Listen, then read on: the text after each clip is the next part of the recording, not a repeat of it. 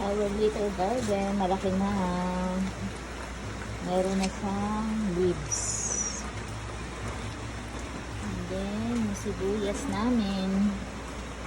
Ayan, tumutubo na rin.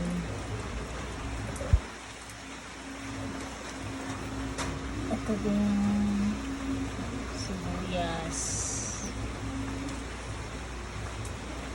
Ayan, time to harvest. Yung ganyan ka ano. Pwede na to, yung dahon. Lalagay namin sa soup.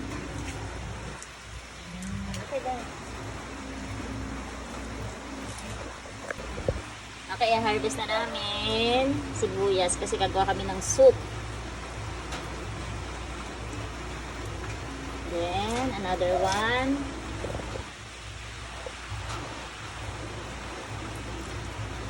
Okay. Ayan, gagamitin namin sa soup.